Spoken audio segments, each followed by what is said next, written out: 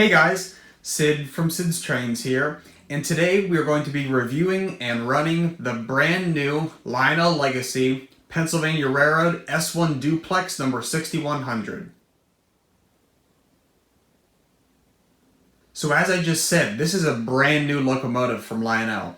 It recently arrived in hobby stores and train stores, and everyone has been talking about them, running them, doing videos on them, and I did not pre-order this item. I was actually not really that interested in this item when I first saw it in the catalog, so I was just like, I'll just see what it looks like, and probably will never get one.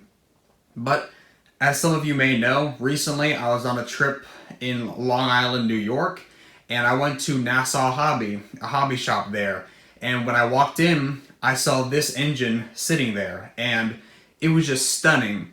I had seen a TMCC S1 Duplex before, but it just didn't really do it for me. I always liked the MTH one more because of the paint job. The MTH one was a much darker green color, and it had all the black running gear, mainly the wheels. The side rods I liked being silver, but the wheels were all black. And when I saw this thing, it was just like the MTH one. The really dark color, the blackened wheels. Overall, it really caught my eye, and it was at a really good price. And I just could not turn it down, so I had to pick it up. And I did a little unboxing video of it in Long Island when I was at Stephen Cofrell's house. But this thing is amazing, and we're going to be checking it out here in this video.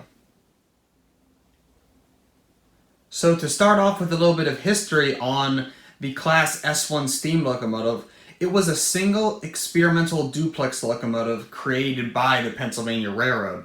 The streamlined Art Deco design of it was styled by Raymond Loewy, who is known for doing a lot of other famous Pennsylvania Railroad engines, whether it was steam, diesel, or electric. The S1 had a very unique 6-4-4-6 wheel arrangement, meaning that it had two pairs of cylinders, each driving two pairs of wheels. To achieve stability at fast passenger train speeds above 100 miles an hour, articulation was not used because the S1 was just a better design for that. The articulation wasn't good for that, so they decided to make it a duplex with the wheels being anchored and not having any articulation. At 140 feet, 2.5 inches long, the engine and tender made the S1 the longest reciprocating steam engine ever. This thing is huge in real life, and in model form it is very massive, and it's just such a crazy engine to look at. You can just imagine this thing in real life just sitting on the tracks or even thundering down the tracks. It's just such a large engine, and it's really cool the way it was designed. And now let's move on to some of the other things about this engine in its history. While it is a very massive and interesting looking steam engine, it was not the best performer. While it was good at fast passenger service, it was limited because of its size. It could not go around lots of turns on the Pennsylvania Railroad lines, so it was kept between Ohio and Chicago. It ran two trains from what I know of. The Trailblazer, which on the front of this engine it has the Trailblazer logo, and the General. Those were two of the Pennsylvania Railroad's passenger trains, and those are the two that it pulled because it could not go on the sharp curves into New York City or anywhere else on the Pennsylvania Railroad line, so they had to keep it in that area. And because of that, and because of some other issues that this engine also had issues with wheel slippage because these big pilot trucks supported most of the weight, so that when these drivers would be at fast speed, if there would be any weight transfer or anything, the front pilot and trailing truck would take a lot of the weight off of these drivers, and then they would start slipping, which is quite dangerous at high speeds. So because of the limited range it could go, and because of the wheel slippage, this thing did not live a very long life, and once it was retired, it was then scrapped, which is a shame because it's such a beautiful engine, but that's how things go.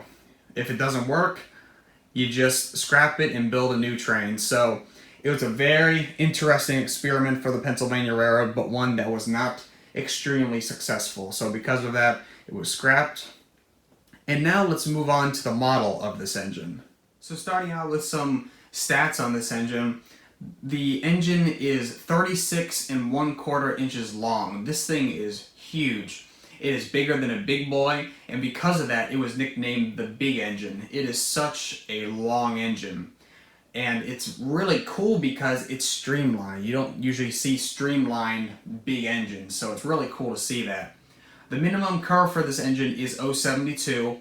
I definitely recommend using 0.72 with this engine because it is such a long engine that does not articulate, so it will have issues on anything smaller. However, I have tested it on 0.60 curves and it will work. It looks kind of funny because of all the overhang, but it will work. But 0.72 is definitely what I would recommend. Some features that the engine has is it has legacy rail sounds, and then all the features you would expect from a legacy engine of today. The marker lights that can change colors, all the LEDs inside the engine. And then of course the smoke units. You have a smoke unit for the main stack, and then for the pop-off valve steam, or the safety valve steam, which is really cool, and we'll be talking about that later in the video. And then it has all the amazing rail sounds, and the updated rail sounds. The updated part is it has 5 different whistles and horns to choose from. On this engine, it has some horns because the real S1 had a horn. It did not have a whistle. And I will talk about why they only used a whistle, or no, rather a horn in real life later in the video. And you also have changeable bells, different pitches of your bells. Then of course there is a new Crew Talk feature. So the 2 key on the Legacy remote or TMCC remote has always been your engineer dialogue, talking with the tower communications. Then the 7 key on the TMCC or Legacy remote has been the tower communications from the tower to the engineer. They've gotten rid of the tower to engineer communications and instead put fireman and engineer dialogue in there, just the engineer and fireman talking to each other, like stoke up the fire, or she's running well, or there's issues with the trackage, stuff like that. Kind of similar to MCH idle sequences, which is really cool because you can create a whole scenario when the engine is just sitting there or running, and as you run the engine, the sounds change, which is just awesome. It's a really nice feature, and I've been enjoying that a lot on this engine. Then of course we have everything else. It has a nice CAN motor on the inside, has electrocouplers, all die-cast construction. Overall, a normal Lionel Legacy engine with some slight updates because Lionel is slowly progressing with their electronics. They are updating them, putting new sounds, new features, which is really nice, and I'm really happy that Lionel is not just sticking to the old stuff, they are updating things, which is really cool to see. So now let's move on to some of the detailing on this engine. I will start out with the fact that this engine is a very streamlined engine, so there's not going to be a lot of separately applied details, mainly molded in, but there are a lot of nice details on this engine. So starting out with the front here, we have the beginning of all this ribbing that goes along the side with all the striping. And all the striping is painted or stamped real nice. No issues with that. Looks really nice. I love this front pilot area with all the stripes, these little steps down here, and I don't know what these little dots are. There's probably a use for them in real life, but I do not know what they are for. It might be hard to see, but there's a cutout here. You can see a little square right here. And that square is for this front part that will pop off. This front can pop off and expose a scale coupler that will swing up. Or you can take the dummy O-scale coupler packaged separately with the engine and use it to double head this engine. I've already used that before, and it's a very nice feature because I was double heading this engine with another legacy S1 duplex when I was in Long Island. Moving up, we have this little sign here that says the Trailblazer. That is the passenger train that this engine pulled. And what's really cool is Lionel packages this separately. This is another nameplate that says the General. That's the other train that this engine pulled, and it's just awesome that Lionel gives you that option of either the General or the Trailblazer. That's really cool.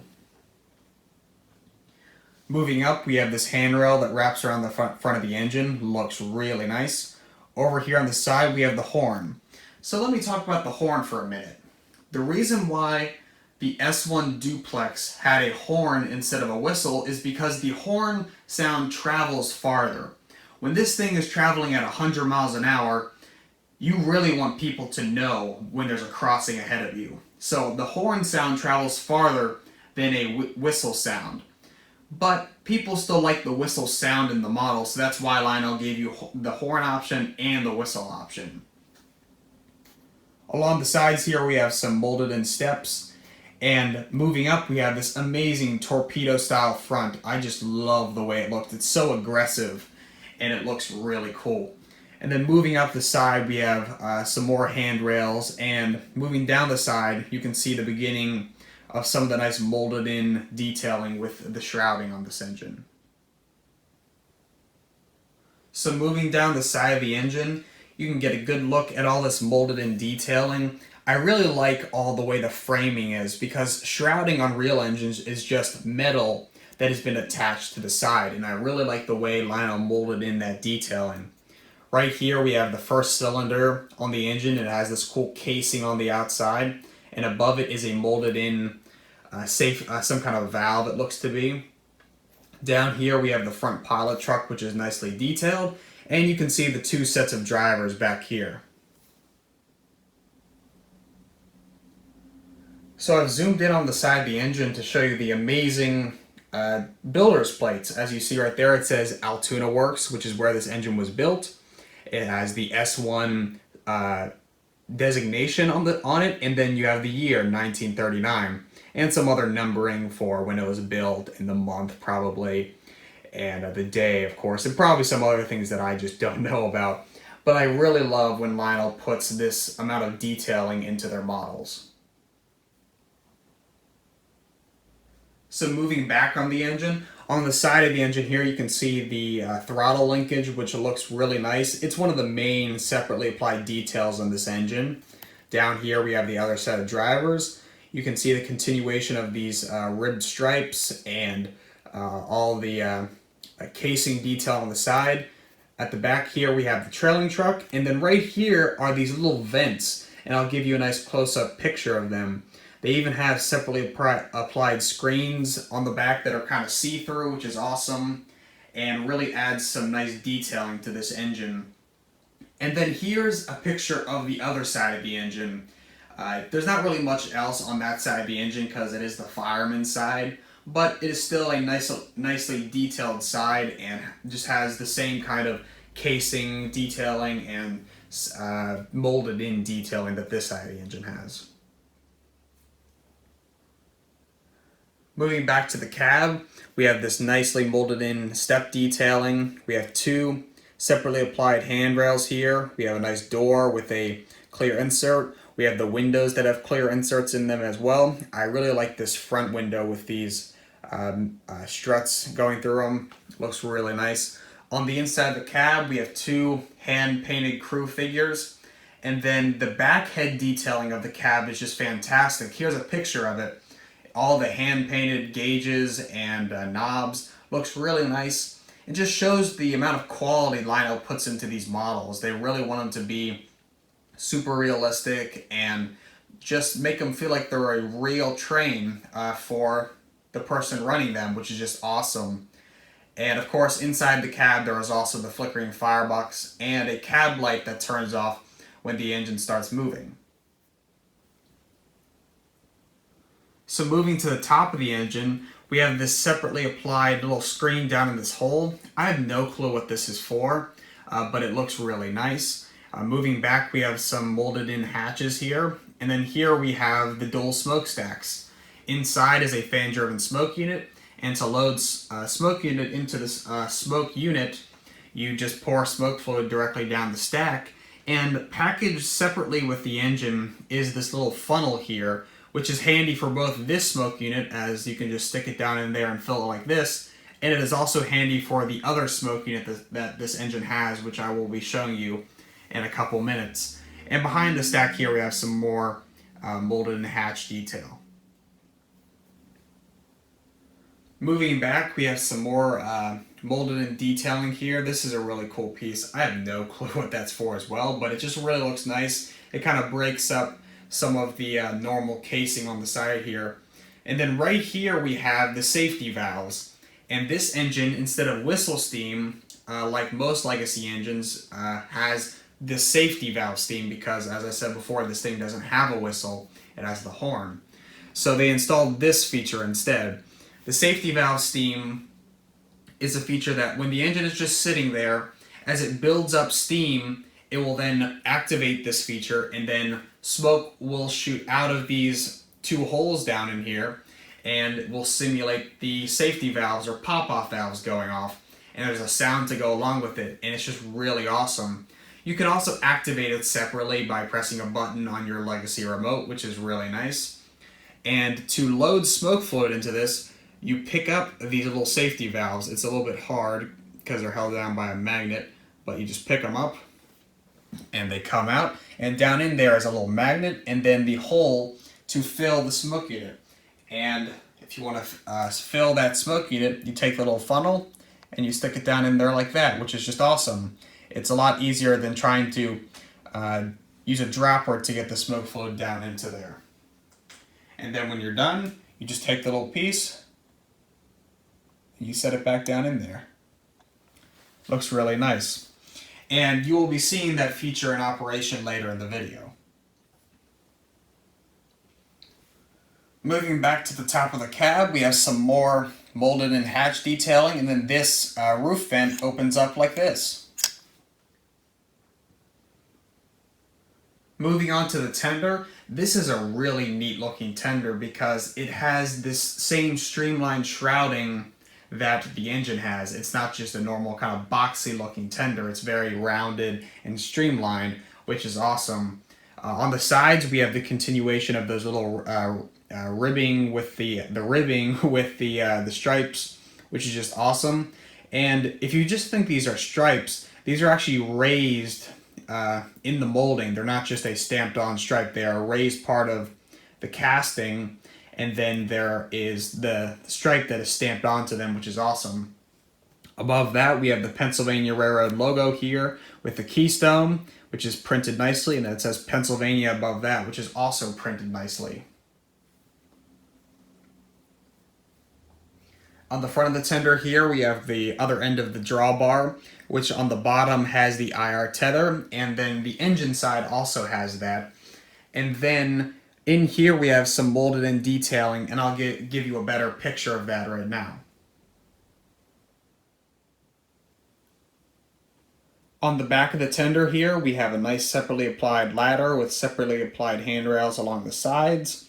We have the marker lights, and then the backup light.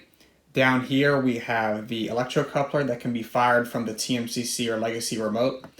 Then we have these molded in steps on the sides. And then in the center here we have a little plaque with the Class S1 Duplex on it and some other markings for the engine. Moving along the top of the tender, at the front here we have a separately applied real coal lobe, which is really nice. It's these nice little chunks of coal, which is nice to see. Sometimes they use larger chunks, and I like when it's small like this. It looks a lot better than the big ones. Moving to the deck area of the tender, it's this nice red color. It's not a normal orange that you might see on a Pennsy engine, which I actually like this red color a lot more. It's this kind of deep, rich red color, which is really nice. Back here we have a separately applied handrail, These hatches do open, which is nice. We have a little dynamo here, and then some air tanks, and then a lot of nice molded in rivet detail. So before we start the engine up and listen to the sounds and then run it around for a little, I do want to talk about this gap here in between the engine and tender. There is no deck plate, so there's nothing to really bridge this gap, but it is a lot better than the old TMCC S1 Duplex Lionel made. It's about an inch. You can fit about your two fingers or about a thumb, and it's not super obnoxious. You don't really notice it that much, and they have to do this because they want this to go around tighter turns. So because of that, they had to make this gap rather large. It's not obnoxiously large, but it is bigger than some of their other engines they've made in the past. So I just wanted to mention that because Lionel did say they would shorten the gap, and it is much shorter than the old TMCC version.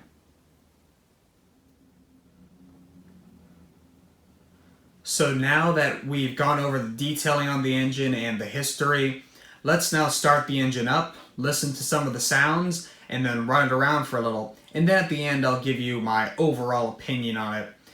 I do want to mention two things that I forgot to talk about. It does have these nice lighted number boards that are on when track power is on, and they have the nice 6100 number on them.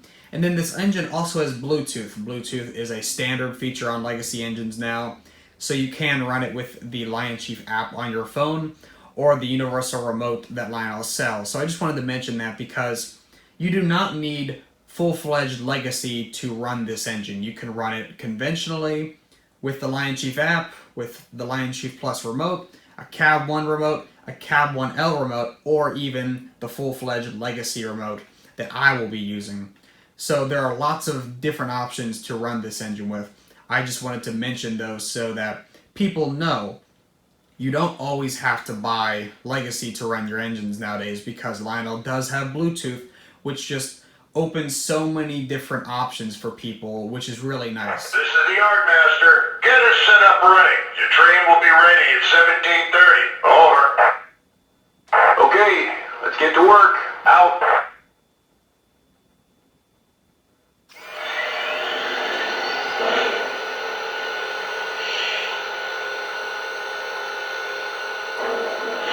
So before we start doing things, I do want to mention the pop-off valve steam probably will go off at some point. It just did it. The pop-off valve steam will be going off during the video, and it is kind of loud, so if I turn down the sounds, it's so you don't hear that.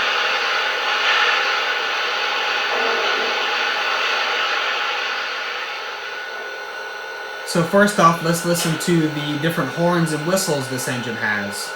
Here's the first one.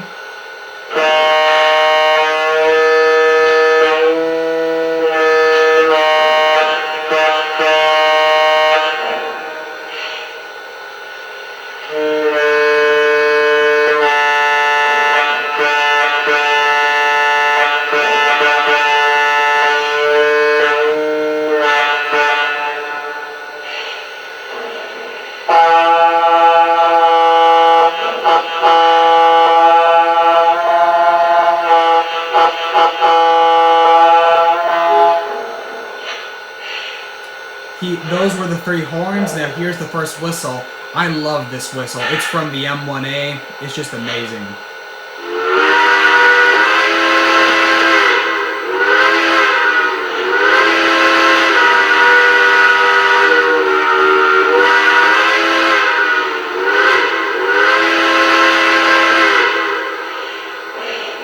And then now here's the second whistle, which is a Hooter style whistle.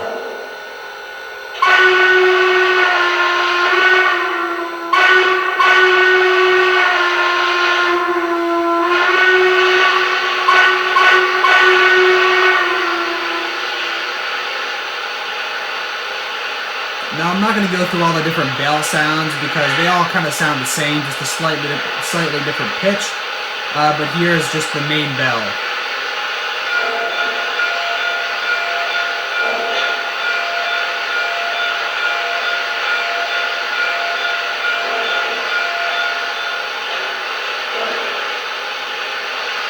And in the background, you can see the pop-off valve steam going off right now. And if you want to, and it just goes off automatically when the engine is sitting here. But if it's just sitting there and you want it to go off, on your legacy remote, if you have it updated to the most recent software version, you press the aux 3 key right here, and that will activate that feature.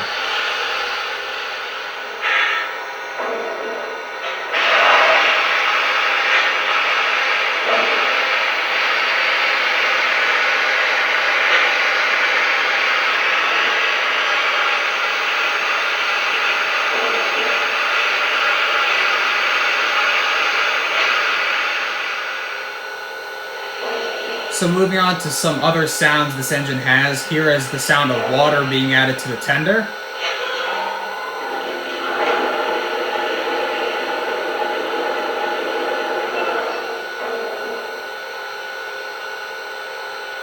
My water's full. Out. Here's the blowdown on the engine.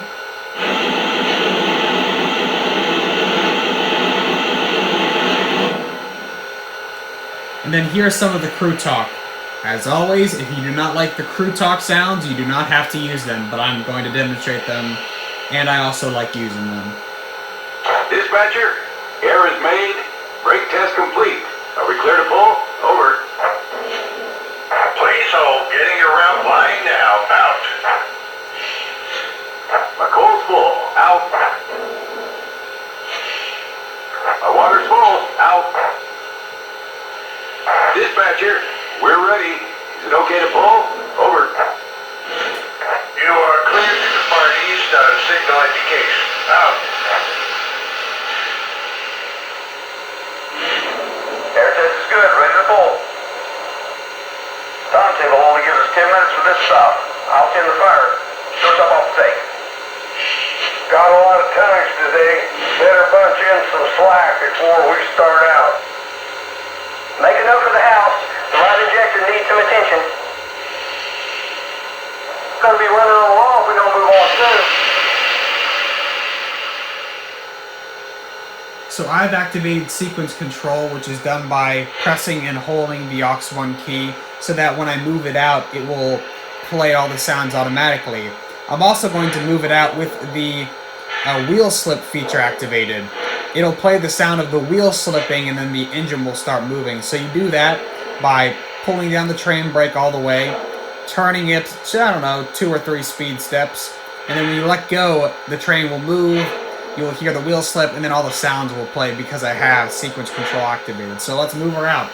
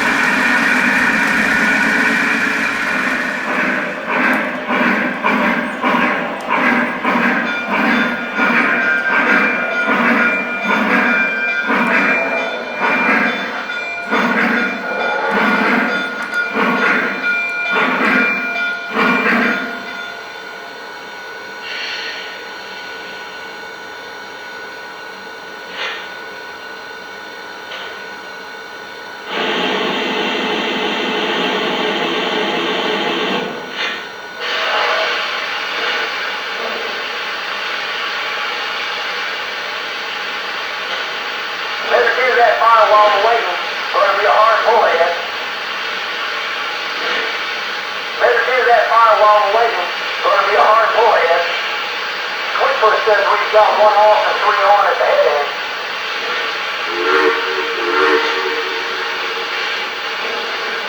Dispatcher, going to the register room to sign out. Out.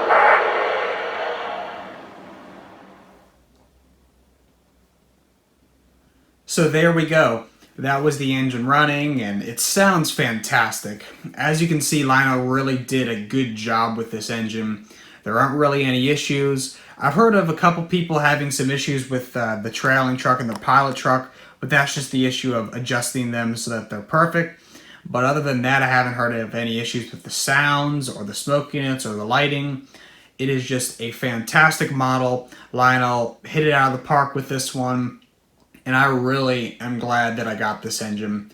I think my favorite thing about it is just the overall look. It's such a mean looking engine with this torpedo style front, and I really like the dark paint job of them.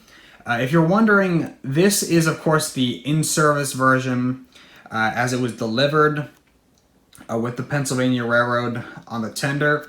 There are also other models of this engine. There is a Tuscan one that's going to be in a red paint scheme. There is a World's Fair version where it says American Railroads on the tender.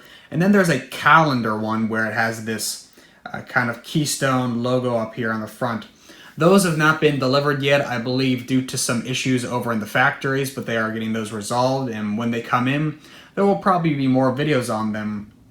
Yeah, this is just a fantastic model, and I definitely recommend, if you're interested in one, going and getting it now, because they're definitely going to sell out quick because they're such a nice engine, and they're really not that expensive. I paid around $1,500 for this one at Nassau Hobby.